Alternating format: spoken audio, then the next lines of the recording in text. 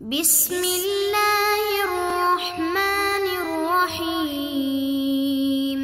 بسم اللہ الرحمن الرحیم۔ السلام علیکم عزیز طلبہ کرام، امید ہے آپ حضرات خیریت سے ہوں گے۔ آج ہمارا صحیح مسلم کا سبق نمبر 212 ہے، جس کا عنوان ہے باب استحباب اطالۃ الغرہ والتحجیل فی الوضوء۔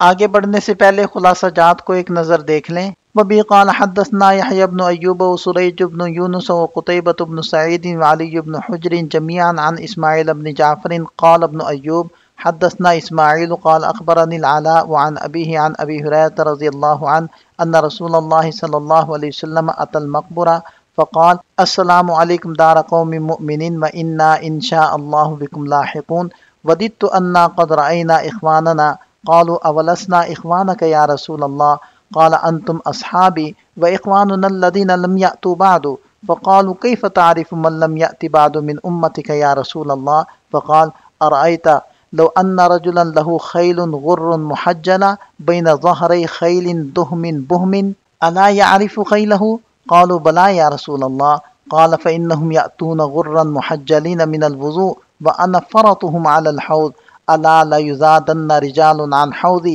كما يزاد البعير الضال انادیہم الا ہلم فیقال انہم قد بدلوا بعدک فاقول سحقا سحقا۔ حضرت ابو ہریرہ رضی اللہ عنہ سے روایت ہے کہ نبی پاک صلی اللہ علیہ وسلم ایک مرتبہ قبرستان تشریف لائے اور فرمایا سلامتی ہو تم پر مومنوں کے گھر، ہم بھی انشاءاللہ تم سے ملنے والے ہیں۔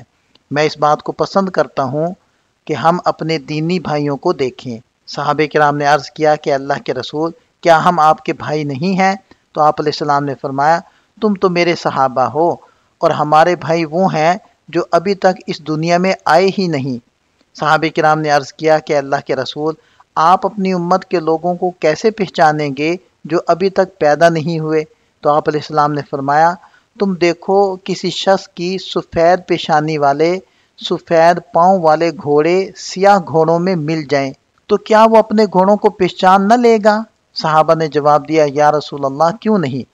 آپ علیہ السلام نے فرمایا وہ لوگ جب آئیں گے تو وضو کے اثر کی وجہ سے ان کے چہرے اور پاؤں روشن اور چمکدار ہوں گے اور میں پہلے سے حوض کوثر پر موجود ہوں گا، اور سنو بعض لوگ میرے حوض سے اس طرح دور کیے جائیں گے جس طرح ایک بھٹکا ہوا اونٹ دور کیا جاتا ہے۔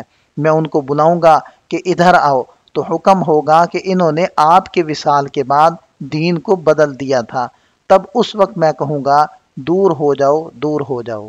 اس اسناد کے رجال 8 ہیں۔ پہلے ہیں یحییٰ بن ایوب المقابری البغدادی ثقۃ عابد، دوسرے ہیں سریج بن یونس بن ابراہیم ثقۃ عابد، تیسرے ہیں قتیبہ بن سعید الثقفی ثقۃ ثبت، چوتھے ہیں علی بن حجر السعدی المروزی ثقۃ حافظ، اور پانچویں ہیں اسماعیل بن جعفر بن ابی کثیر الانصاری الزرقی ثقۃ ثبت، چھٹے ہیں العلاء بن عبد الرحمن بن یعقوب الحرقی، اور ساتویں ہیں ان کے والد گرامی عبد الرحمن بن یعقوب الجہنی ثقۃ، اور آٹھویں ہیں صحابی رسول حضرت ابو ہریرہ رضی اللہ عنہ۔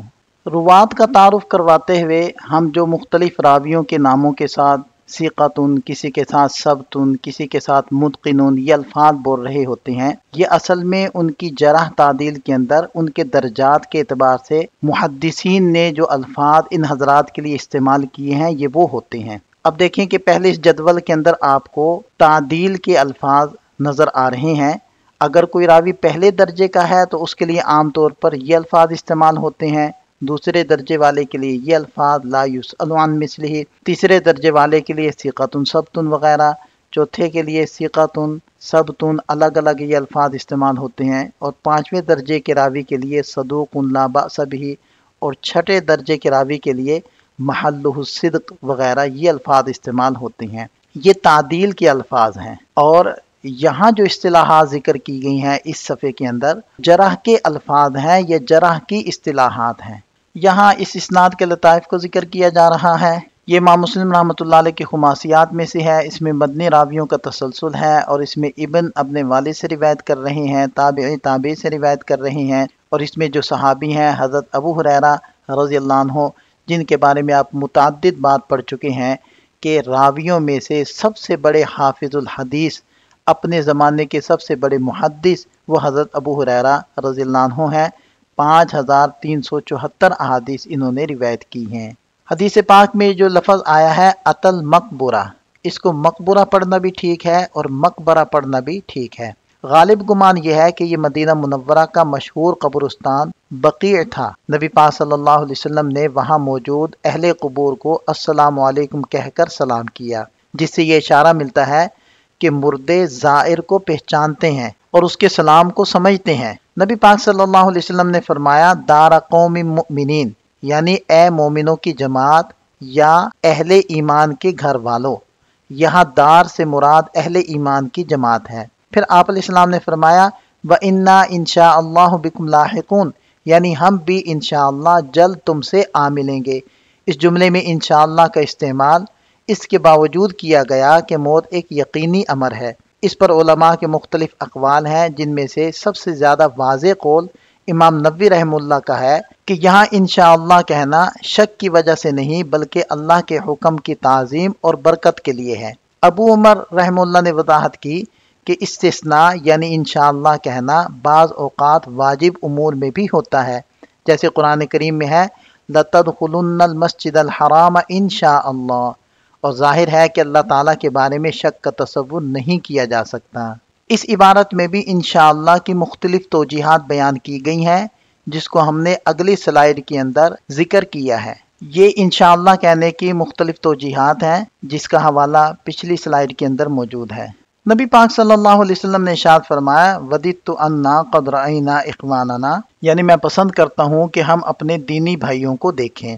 اس پر بعض علماء نے کہا کہ آپ علیہ السلام نے اپنی زندگی میں رؤیت کی تمنا کی، اور بعض حضرات نے کہا کہ یہ تمنا بعد از وفات کی تھی۔ سوال پیدا یہ ہوتا ہے کہ جب وہ لوگ ابھی پیدا ہی نہیں ہوئے بلکہ اللہ کے علم میں ہیں، تو آپ علیہ السلام ان کی رؤیت کی تمنا کیسے کر سکتے ہیں؟ کیونکہ معدوم یعنی جو چیز ابھی وجود میں نہ آئی ہو اس کو دیکھا نہیں جا سکتا، اور یہ بھی کہ آپ علیہ السلام کی عمر اتنی طویل نہیں کہ امت کے آخری فرد کو دیکھ سکیں۔ اس کا جواب یہ دیا گیا ہے کہ یہاں رؤیت سے مراد علم ہے، اور علم معدوم سے بھی متعلق ہو سکتا ہے، یا اس رؤیت سے مراد بصورت تمثیل ہے، جیسے جنت دیوار پر دکھائی گئی، یا یہ رؤیت عالم کون کی مراد ہے جس میں اللہ تعالیٰ نے زمین کو سمیٹ دیا اور آپ علیہ السلام کو مشرق و مغرب دکھا دیے، تو اس طرح کی رؤیت آپ علیہ السلام مراد لے رہے تھے۔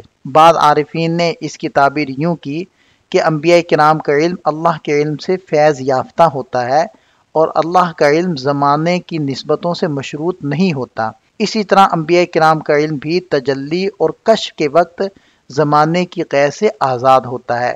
چونکہ انبیاء کرام کو پاکیزگی اور صفائی کے ساتھ پیدا کیا گیا ہے، اس لیے ان کے دل کائنات کے لیے آئینہ بن جاتے ہیں، اور ساری کائنات ان کے باطن میں ایک جوہر کی طرح منعکس ہوتی ہے۔ یہ کیفیت صرف مقام جمع کہتے ہیں ایمان پر دل کے اطمینان کو، تو یہ کیفیت صرف مقام جمع اور وقت تجلی میں حاصل ہوتی ہے، اور وہ بھی لمحہ بھر کے لیے۔ اس کے بعد انسان اپنی معمول کی حالت میں لوٹ آتا ہے۔ چونکہ یہ کیفیت مستقل نہیں ہوتی، اس لیے نبی پاک صلی اللہ علیہ وسلم نے اس وقت اپنے بھائیوں کو کشف اور ادراک کے ساتھ دیکھنے کی تمنا کی۔ جب نبی پاک صلی اللہ علیہ وسلم نے یہ بات ارشاد فرمائی تو بعض حضرات نے کہا اولسنا اخوانکا، یعنی کیا ہم آپ کے بھائی نہیں ہیں؟ اس پر آپ علیہ السلام نے صحابیت کو اخوت پر ترجیح دی۔ امام باجی رحمہ اللہ نے وضاحت کی کہ نبی پاک صلی اللہ علیہ وسلم نے ان کی اخوت کی نفی نہیں کی، بلکہ صحابیت کی فضیلت اور ان کے ساتھ خصوصی تعلق کو نمایاں کیا، چونکہ کسی کو کسی لقب یا وصف کے ساتھ یاد کرنا دراصل اس کی اعلیٰ ترین حالت اور بہترین صفت کے اظہار کے لیے ہوتا ہے۔ اس لیے صحابہ کو صحابی کہنا زیادہ مناسب ہے، کیونکہ یہ مرتبہ ایسا ہے جس میں کوئی دوسرا شریک نہیں ہو سکتا۔ امام عیاض اور امام نووی رحمہ اللہ نے بھی یہی بات کہی ہے، اور مزید وضاحت کی کہ صحابہ کرام آپ صلی اللہ علیہ وسلم کے بھائی بھی ہیں، لیکن وہ اخوت صحابیت کے ساتھ ہے، جبکہ بعد میں آنے والے مومنین صرف اخوت ایمانی رکھتے ہیں، صحابیت نہیں۔ نبی پاک صلی اللہ علیہ وسلم نے جن لوگوں کو اخواننا الذین لم یأتوا بعد، یعنی ہمارے وہ بھائی جو ابھی نہیں آئے فرمایا، اس سے ان کی عظمت اور بلند مرتبے پر دلالت ہوتی ہے۔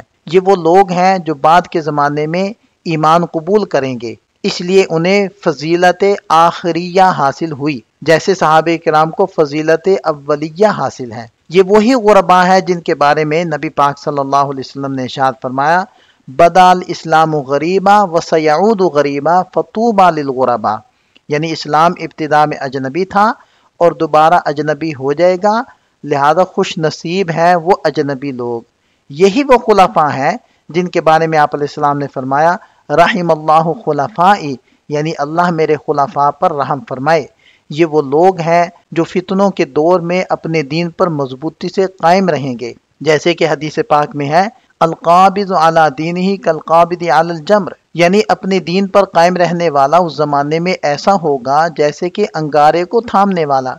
یہ وہ مومنین ہیں جو غیب پر ایمان رکھتے ہیں اور ان کی صفات مختلف احادیث سے سمجھنے والے اہل فہم کے لیے واضح ہیں۔ جب صحابہ کرام نے نبی پاک صلی اللہ علیہ وسلم سے پوچھا، کیف تعرف من لم یأت بعد، یعنی آپ ان لوگوں کو کیسے پہچانیں گے جو ابھی دنیا میں نہیں آئے، تو امام طیبی رحمہ اللہ نے وضاحت کی کہ یہ سوال دراصل قیامت کے دن کی پہچان کے بارے میں تھا، کیونکہ نبی پاک صلی اللہ علیہ وسلم نے دنیا میں ان کی رؤیت کی تمنا کی تھی، اور تمنا ہمیشہ ایسی چیز کی ہوتی ہے جو ابھی حاصل نہ ہوئی ہو۔ اس لیے سوال کا مفہوم یہ ہے کہ جب وہ دنیا میں نہیں آئے تو آپ انہیں آخرت میں کیسے پہچانیں گے؟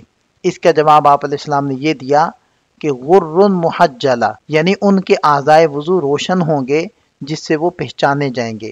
یہ علامت قیامت کے دن ظاہر ہوگی۔ اور نبی پاک صلی اللہ علیہ وسلم نے ارشاد فرمایا، وَأَنَا فَرَطُهُمْ عَلَى الْحَوْضِ، یعنی میں قیامت کے دن اپنے حوض پر اپنی امت سے پہلے پہنچنے والا ہوں گا۔ ہر نبی کو قیامت کے دن ایک خاص حوض عطا کیا جائے گا، اور فرط اس شخص کو کہتے ہیں جو قافلے سے آگے بڑھ کر پانی کی جگہ تلاش کرے اور دوسروں کے لیے پانی کے برتن اور رسیاں تیار کرے۔ اس سے نبی پاک صلی اللہ علیہ وسلم کی امت پر شفقت اور پیش قدمی کا اندازہ ہوتا ہے۔ پھر جب آپ علیہ السلام نے فرمایا، البعیر الضال، یعنی وہ اونٹ جو گم ہو گیا ہو اور اس کا کوئی مالک نہ ہو جو اسے پانی پلائے، تو اس سے مراد وہ لوگ ہیں جو دین سے بھٹک گئے ہوں اور جن کا کوئی ولی یا رہنما نہ ہو۔ آپ علیہ السلام فرماتے ہیں، انادیہم الا حلما، یعنی میں انہیں آواز دوں گا آؤ۔ یہاں حلما کا لفظ حجاز کی زبان میں استعمال ہوتا ہے، اور یہ واحد، جمع، مذکر، مؤنث سب کے لیے یکساں ہے۔ قرآن پاک میں بھی یہ لفظ آیا ہے، حلم الینا، یعنی ہماری طرف آؤ۔ سحقاً سحقا، یعنی دور ہو جاؤ، دور ہو جاؤ۔ اس کا مطلب ہے کہ اللہ تعالیٰ انہیں دور کر دے یا ان پر دوری لازم کر دے۔ امام ابن عبد البر رحمہ اللہ فرماتے ہیں کہ جو لوگ دین میں ایسی چیزیں داخل کریں جو اللہ کو پسند نہ ہوں، وہ اس حوض سے دور کر دیے جائیں گے۔ سب سے زیادہ خطرہ ان لوگوں کو ہے جو مسلمانوں کی جماعت سے ہٹ کر چلتے ہیں، جیسے خوارج، روافض اور دیگر گمراہ فرقے۔ اسی طرح وہ ظالم حکمران جو حد سے بڑھ جائیں، حق کو چھپائیں اور کھلے عام کبیرہ گناہوں کا ارتکاب کریں، ان سب کے بارے میں اندیشہ ہے کہ وہ اس وعید میں شامل ہوں گے۔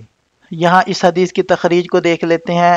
اس کو امام مسلم رحمۃ اللہ علیہ روایت کرنے میں متفرد ہیں، اور دیگر ائمہ حدیث نے اپنی اپنی کتابوں کے اندر اس حدیث کو ذکر کیا ہے، جس کی تفصیل یہاں موجود ہے۔ یہاں ہمارا سبق مکمل ہو جاتا ہے۔ ایک نظر خلاصے کو دیکھ لیں۔ اس حدیث کے بہت سارے فوائد ہیں جن کو ہم اگلے سبق کا حصہ بنائیں گے۔ تو ملتے ہیں نئے سبق کے ساتھ۔ اللہ تعالیٰ ہم سب کا حامی و ناصر ہو۔ دعا میں یاد رکھیے گا۔ السلام علیکم۔